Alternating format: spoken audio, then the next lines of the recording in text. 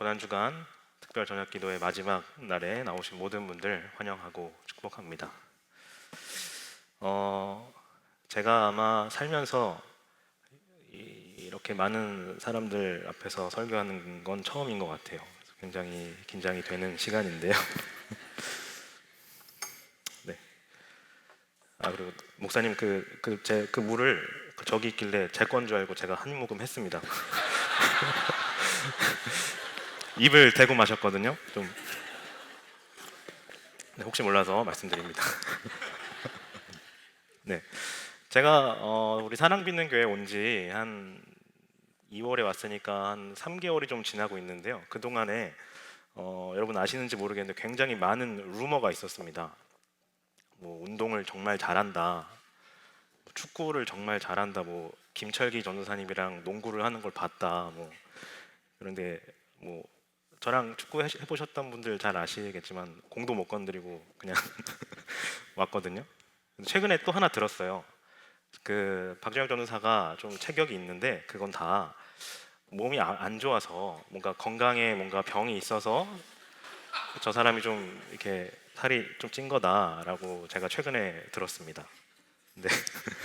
그런 거 아니고요. 네, 먹어서 찐 겁니다. 네, 여러분이 혹시나 또 루머가 생기면 또 기회가 되면 또 말씀드리겠습니다. 네. 어쨌든 여러분 이제 저 잘 아실 텐데요. 저는 우리 교회 신입 청년부 전담 사역자입니다. 그래서 당연히 뭐 우리 교회에 당연히 관심이 많지만 특별히 첫째로 우리 청년들한테 관심이 굉장히 많아요. 그래서 그런지 우리 청년들을 보면서 이렇게 꽤나 자주 관찰을 하고 있다거나 아니면 뭔가를 분석하고 있을 때가 종종 있습니다. 그러면서 왜? 라고 하는 질문을 굉장히 많이 던지곤 해요. 그런데 오해하시면 안 되는 게 이들을 보면서 진짜 왜 저래? 이런 게 아니라요. 그냥 왜 그럴까? 왜 저런 게 왜 저렇게 왜 저런 모양이 됐을까? 라는 왜 분명히 말씀드렸습니다. 오해하시면 안 된다고. 그냥 왜 그럴까? 굉장히 순수한 그런 이제 탐구적 접근입니다. 어떤 좋은 모습을 봐도 그렇고 어떤 나쁜 모습을 봐도 그렇고요. 아주 그냥 지극히 평범한 모습을 봐도 그렇고 그냥 왜라고 하는 질문을 이제 달아보곤 합니다. 앞에 현서 형제가 있어요. 굉장히 너무 이쁩니다. 이제 3일 동안 이제 매주 참석했고 매일 참석했고 이렇게 싱어로도 뭐 인도자로도 섬겨주는데 좋은 모습을 봐도 왜 그럴까? 뭐가 저 형제를 저렇게 만들었을까? 뭐 그런 생각을 해보는 겁니다. 뭐가 청년들 보면서 뭐가 저 친구들을 저렇게 행동하거나 생각하게 만들었을까? 진짜 의도가 뭘까? 이런 생각을 해보는 거예요. 왜 이런 생각을 하냐면요. 첫째로는 교육적인 목적이 있어요. 뭔가 좋으면 그것을 발전시켜 주던가 아니면 뭔가 좀 이거는 좀 이건 좀 아니다 싶은 것들은 조금 이렇게 이제 조심스럽지만 이렇게 좀 절제하게 하는 그런 목적이 첫째로 있고요. 두 번째로는 당연히 이해하고 싶어서 그렇습니다. 잘 알고 싶어서요. 그리고 제가 뭔가를 잘 알아야, 잘 이해를 해야 이 친구들한테 그런 포인트를 가지고 접근을 하기도 하고 친해지고 그리고 혹시나 제가 이 친구들한테 실수하지 않고 상처 주고 싶지 않아서 그런 겁니다. 그런데 생각해 봤을 때요. 청년이든 부서든 이런 걸 다 떠나서요. 만약에 누군가를 좋아하고 이성적인 걸 떠나서요. 누군가를 좋아하고 관심이 있고 가까워지고 싶으면 사실 이런 과정은 응당 당연한 과정이라고 생각합니다. 이게 다 관심이고 노력이고 사랑의 한 이 노력이라고 생각해요. 자, 그래서 오늘 우리 함께 이러한 과정을 함께 동참하셨으면 좋겠어요. 그런데 그 대상은 청년들이 아니라요. 그 대상은 오늘 밤 예수님에 대해서 우리가 함께 고민해 봤으면 좋겠습니다. 말씀드렸다시피 누군가를 좋아하고 가까워지고 싶으면 응당 필요한 과정이에요. 우리는 예수님을 잘 알고 이해해야 하는 그런 사람들입니다. 우린 예수님을 온전히 따라야 하는 그런 사람들이기 때문이에요. 자, 그래서 예수님을 향해 왜? 라고 하는 질문을 우리가 던져보기 원하는데요. 특별히 오늘 고난주간인 만큼 순순히 그 군인들에게 순순히 붙잡혀 가신 그 예수님의 행동에 대해서 한번 고민해 보기 원합니다. 자, 왜 그랬을까요? 왜 그렇게 순순히 붙잡혀 가셨을까요? 진짜 궁극적인 의도가 무엇이었는지 한번 생각해 보기 원하는데요. 당연히 누구나 다 예상하는 방금 떠오르는 그런 이 멘트가 있으셨을 거예요. 당연히 우리 때문이죠. 첫째로는 당연히 우리 때문입니다. 여기 말씀에 있는 것처럼 예수님은 우리 때문에 그런 고난에 참여하셨어요. 그러나 단순히 우리 때문만이라고 하기에는 조금 부족하다고 할 수 있겠습니다. 어떠한 선에 가는 큰 이유와 의도를 성경이 말해주고 있습니다. 우리는 예수님을 잘 이해하고 예수님을 닮고 그분을 올바르게 따르기 위해서 오늘 밤 예수님이 순순히 잡혀가신 그 목적과 이유를 우리가 분명히 알아야 하겠습니다. 자, 이제 본문을 한번 살펴보겠는데요. 먼저 3절에 이렇게 나와 있어요. 가룟 유다가 로마 군대 병정들과 제사장들과 바리새파 사람들이 보낸 성전 경비병들을 데리고 예수님이 계신 곳에, 겟세마네였는데요, 예수님이 계신 곳에 쳐들어왔습니다. 대치가 시작된 거예요. 여기서 저기 보면 병정이라는 말이 있었는데요, 병정이라는 말은 300에서 600명 정도 되는 군인의 숫자를 의미한다고 합니다. 많게는 1000명까지도 보기도 해요. 자, 다시 말해 열댓 명 정도 되는 사람들을 붙잡기 위해서, 예수님을 포함한 그 제자들을 붙잡기 위해서 꽤나 많이 몰려왔다고 하는 거예요. 꽤 여러 사람이, 굉장히 많은 숫자들이 몰려왔어요. 그런데 속된 말로 좀 쪽수가 좀 딸려서 그랬을까요? 예수님이 굉장히 협조적이세요. 굉장히 친절하세요. 4절을 보니까요, 예수께서는 자기에게 닥쳐올 일을 모두 아시고 앞으로 나서서 그들에게 물으셨다. 너희는 누구를 찾느냐? 라고 하셨어요. 물론 다 알고 있으셨다고 하더라도 생각보다 너무 친절하십니다. 생각보다 너무 협조적이세요. 저는 개인적으로 이건 무슨 옷가게에서 손님을 맞이하는 그러한 멘트로 그런 멘트가 약간 연상되기도 합니다. 옷가게 가면, 아니면 어떤 가게든 가면 어떻게 오셨어요? 못 찾으세요. 이런 우리가 말을 듣잖아요. 저는 그런 이미지가 연상이 돼요. 군인들을 찾아왔을 때 예수님이 많이 오셨네요. 못 찾으러 오셨어요. 이렇게 물어봤는데 군인들은 당연히 이러한 예수님의 친절함에 힘입어서 우리는 나사렛 예수를 찾으러 왔다고 합니다.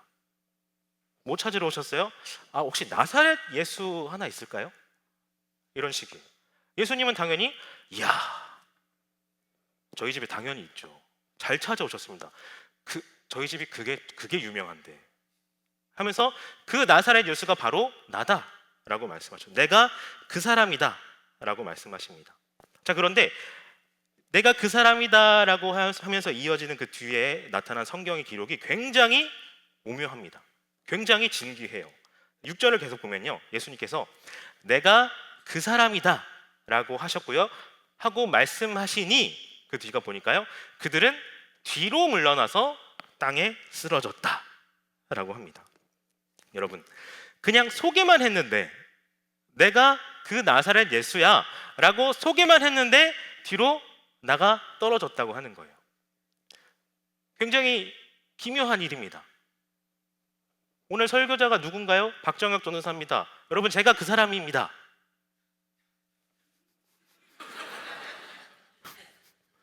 제가 그 사람이라니까요.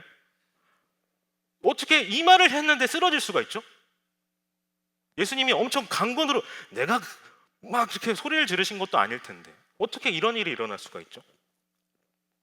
그리고 여기서 헬라어 원문을 보면요, 여기 땅에 쓰러졌다고 하는 헬라어 동사는 엎드러졌다라고도 번역되기도 합니다. 그러니까 동방 박사들이 아기 예수님을 찾아와서 아기 예수님께 경배를 했다, 아기 예수님을 보고 엎드려 경배를 했다라고 하는 그 문장에 사용된 동사와 같아요.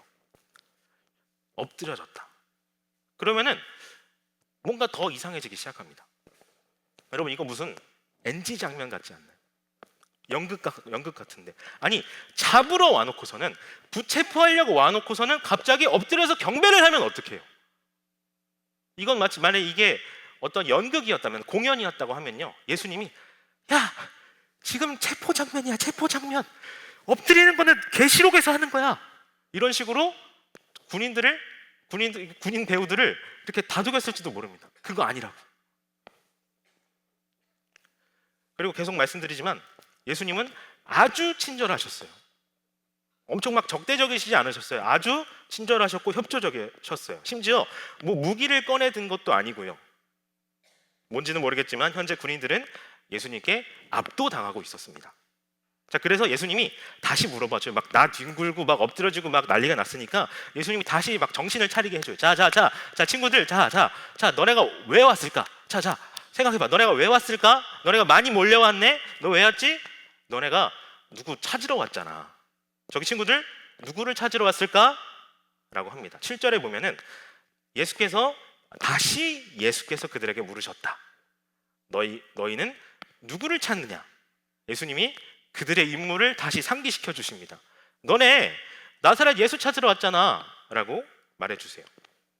이렇게 예수님은 상황을 대신 수습해주고 있으셨고요. 이러한 상황이 연출되다 보니까 군인들도 막 나뒹굴고 막 이렇게 막 450명 막 이렇게 찾아왔는데 이 사람들이 예수님 한 사람 때문에 막 좌지우지 되고 있으니까 이게 또 제자들 입장에서는 뭔가 자기네들한테 유리하게 흘러간다고 생각을 했나 봐요. 야, 우리 이거 촉수가 딸려가지고 이거 안 되겠다 싶었는데 막 나뒹구네? 유리하다고 생각했나 봐요. 베드로가 칼을 뽑아 들었습니다. 칼을 어부가 그 당시 칼을 어디서 구했는지 모르겠는데 그 칼을 뽑기만 한 게 아니라 위협의 용도로만 사용한 게 아니라 실제로 사용했어요. 제사장의 종 말고의 귀를 잘라냈습니다. 제자들은 어쩌면 이렇게 생각했을지도 모릅니다. 야, 괜히 쫄았다. 역시 예수님이시네. 야, 말 한마디로 400명, 500명 이런 사람들 그냥 휘어잡으시는구나. 이 정도면 오늘 로마 잘하면 정복하겠는데 한마디로 이 사람들을 지금 여기 있는 사람을 다 뒤집어 놨으니까 호통이라도 치면 잘하면 로마 정복하겠는데 이런 생각을 했을지도 모릅니다. 자, 그런데 예수님은 이러한 제자들의 기대를 한순간에 꺾어버리세요.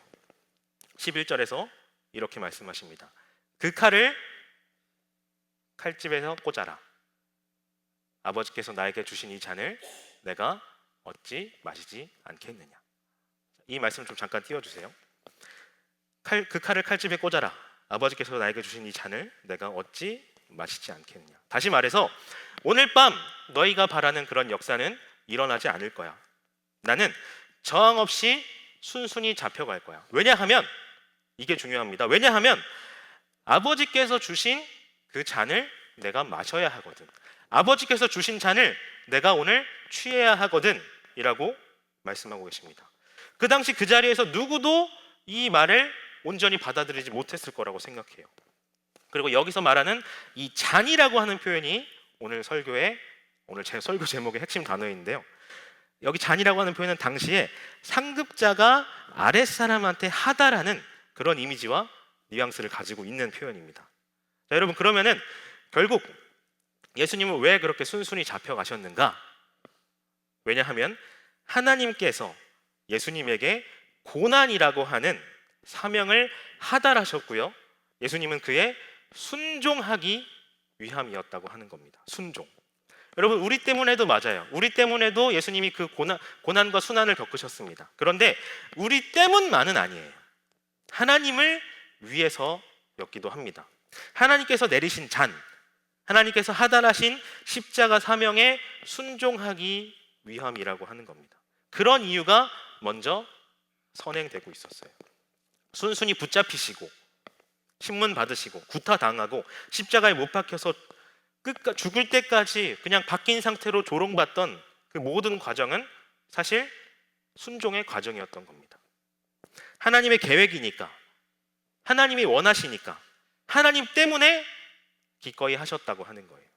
그렇기 때문에 우리가 단순히 우리는 예수님의 고난에 동참해야 합니다 라는 말보다요, 우리는 예수님이 고난에 순종하셨다는 그 사실에, 그 진리에 우리가 동참해야 한다라는 말이 오늘 본문에서 더 중요하겠습니다. 그런데 여러분, 생각을 해봤을 때요, 계산을 해봤을 때 지금 예수님이 이렇게 당당하게 말씀하시는데 사실은 3시간 전까지만 해도 안 그러셨어요. 그 당시 시간으로 따져봤을 때 3시간 전까지만 해도 안 그러. 지금 한 9시 정도 9시 좀 넘어가고 있는데 3시간 전 6시까지만 해도 안 그러셨어요. 3시간 전에 여러분 겟세마네 기도 잘 아실 텐데요. 거기서 예수님께서는 우리가 잘 알고 있는 그런 기도로 기도하셨는데 뭐라고 하셨냐면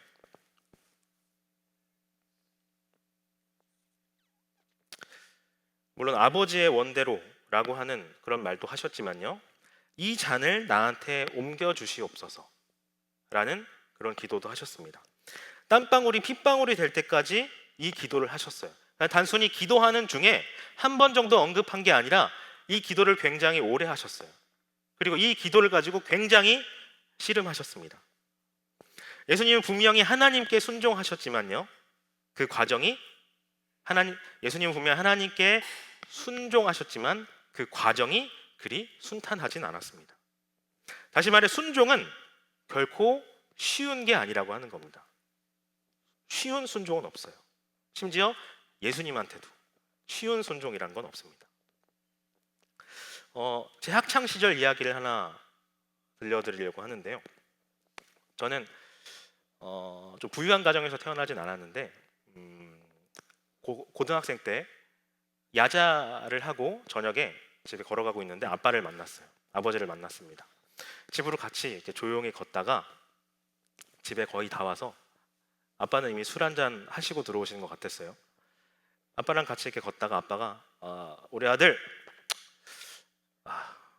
아빠가 용돈 줘야지 하면서 아버지가 지갑을 여셨습니다. 그러니까 어깨가 좀 닿는 그런 거리에 아빠가 계셨어요. 아빠가 지갑을 열었는데, 그러니까 제가 보이는 그런 위치에서 아빠가 지갑을 여셨어요. 근데 거기에 얼마가 있었냐면 5,000원짜리 한 장과 5만 원권 한 장이 있었습니다. 딱 그렇게 2개만 있었어요. 그 당시가 10년 전인데 지금이라고 해도 좀 고민이 될 것 같아요. 고등학생한테 지갑을 열었는데 이미 보여줬어요. 이미 보여줬어요. 어쩔 수 없었어요. 5,000원짜리 한 장이 있고 5만 원권이 한 장이 있는데 그 순간 정적이 흘렀죠. 자, 우리 아들 용돈 줘야지. 자, 이 정도가 아니라 우리 아들 용돈 줘야지. 그런 정적이 흘렀습니다. 아버지는 근데 고민하시는 것 같았지만 저한테 5만 원을 주셨어요. 그런데 아버지도 우리 그런 분들 계실 것 같은데 우리 아버지들도 용돈 받아서 쓰시잖아요. 그게 집안 돈이 아니란 말이에요. 아빠도 용돈 받아서 그거 떼서 저한테 주는 거란 말이에요. 고민이 되셨겠죠. 근데 제가 그걸 알기 때문에 그 돈을 못 썼어요. 와, 신나서 쓴 게 아니라 그 5만 원권 한 장을 가지고 가방에 넣고 다녔습니다. 제가 그 당시 저도 독특했다고 생각하는데 가방에 아무것도 없었어요. 그냥 진짜 텅 빈 가방이 하나를 들고 다녔는데 거기 그 5만 원권이 있었어요. 그거 하나 들고 다니려고 집에 안 놓고 그냥 그거 하나 들고 다니고 그랬습니다. 자, 그런데 어느 날 교회를 갔는데 교회는 매주 갔어요. 교회를 갔는데 구주 설교 말씀에서 그런 설교 말씀이 이어지는 겁니다. 여러분, 지금 가지고 있는 돈을 지금 여러분이 얼마 있는지 모르겠어요. 가지고 있는 돈을 모두 드려보세요. 그러면 하나님이 10배로 보상해 줄 겁니다. 저는 원통했습니다. 왜 지금이지? 왜 지금일까? 가방에 이거 하나 있는데 카드에 넣고 다닐 걸. 왜 지금이지? 고민을 했지만 시간이 됐고 순종하는 마음으로 5만 원을 하나님께 드렸습니다. 그랬더니 정말로 순종하는 마음으로 그렇게 했는데 정말로 그 가방에 얼마 안 있어서 10배가 되는 돈이 채워졌어요. 오늘은 헌금하는 시간이 없기 때문에 제가 이런 예화를 듣는 건데 여러분, 헌금하라는 말 아닙니다. 저한테 있어서 굉장히 귀한 간증이에요. 내가 순종해야겠구나라고 하는 굉장히 귀한 간증이에요. 자, 그리고 그러다가 고등학교를 지나서 이제 군대에 갔습니다. 군대에 갔는데 거기 정말 제 인생에서 가장 나쁜 사람을 만났어요. 맞선임이었습니다. 좀 거친 표현인데요. 정말 양아치 중에 양아치였어요. 정말 그런 사람을 만나본 적이 없어요. 어느 정도였냐면요. 제가 김을 되게 좋아했거든요. 그 당시에 김, 막 밥 이만큼에 막 김 이만큼 싸서 먹고 그랬어요. 근데 그걸 보더니 야, 니 김 좋아하네? 앞으로 김 먹지 마. 그래서 김을 못 먹었어요. 그리고 그 사람이 대구 사람이었거든요. 대구 사람 왜 웃으세요? 유명한 대구 사람 있나 보네요. 대구 사람이었어요. 대구 사람이었는데 서울 남자들을 그렇게 싫어하더라고요. 서울 남자들. 그래서 제가 그 사람이 저한테 표준어를 못 쓰게 했어요. 제가 뭐야 니 괜찮아? 이렇게 야, 니 뭐하나? 하면서 죄송합니다. 아니 괜찮나? 막 진짜 이렇게 했었습니다. 사람 다 보는데. 이거 말고도 굉장히 강단에서는 말하기 어려운 정말 여러 가지 괴롭힘을 당했습니다. 그런 사람이었어요. 자, 그런데 한참 그렇게 시달리고 있는데 교회를 갔습니다. 그런데 그날에 또 설교자분께서 이번에는 뭐라고 설교를 하시냐면 원수를 위해 기도하래요. 원수를 왜 또 원통했겠죠? 왜 지금이지? 한 번쯤 피했어요. 그래 원수를 기도해야지 하고 넘어갔습니다. 그런데 그 당시 군교회에 그 회중에 담임 목사님을 원수로 생각하는 사람이 있었나 봐요. 아니 갈 때마다 원수를 위해 기도하라는 설교만 하시는 거예요. 한 3주째 그렇게 했어요. 3주째. 그 원수가 진짜 기도를 안 했나 봐요. 3주째 하는 거예요. 피하지 못할 것 같았습니다.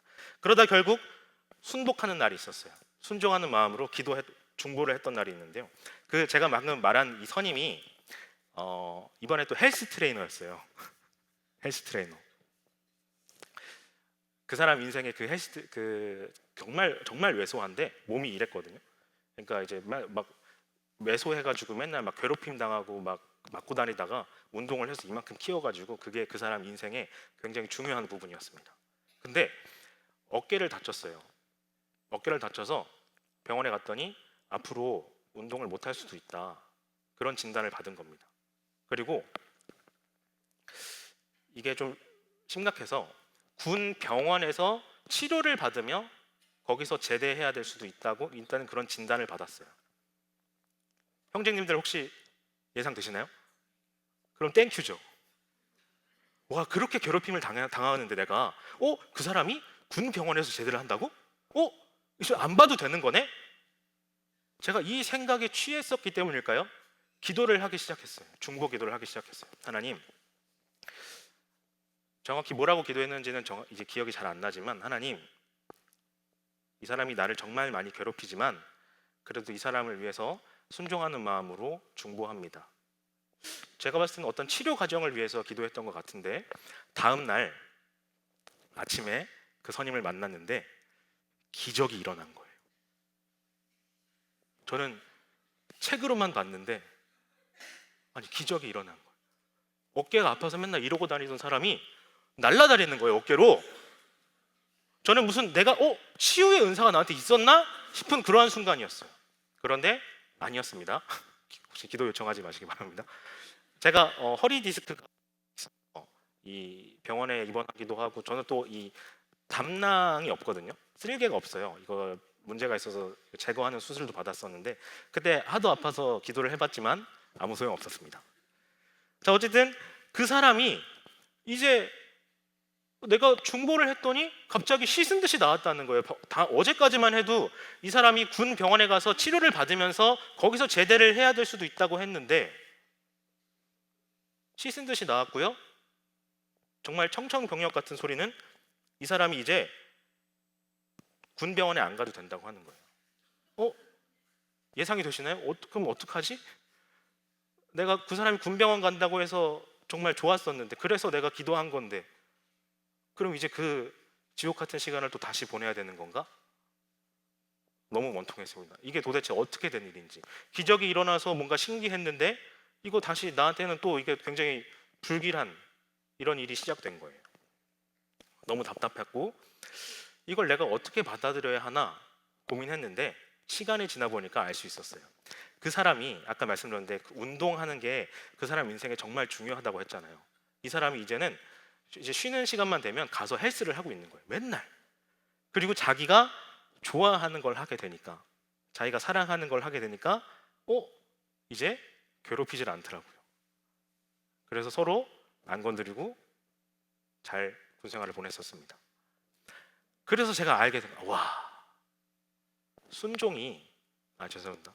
제사가 순종이 맞네요.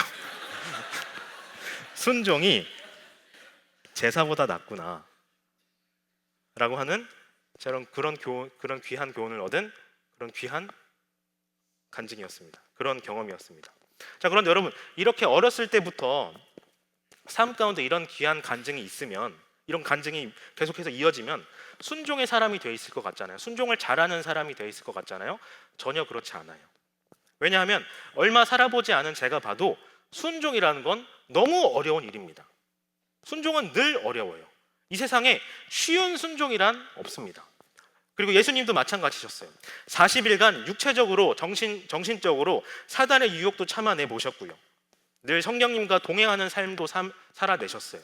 또 삶 가운데 오직 하나님의 계획을 이뤄나가는데, 이미 쓰여진 성경의 기록대로 그 하나님의 말씀대로 그 삶을 이뤄나가는데 그 모든 초점이 맞춰져 있는, 거기에 몰두된 그런 분이셨는데, 그렇다고 늘 편안하게 순종하셨다는 건 아니라는 거예요.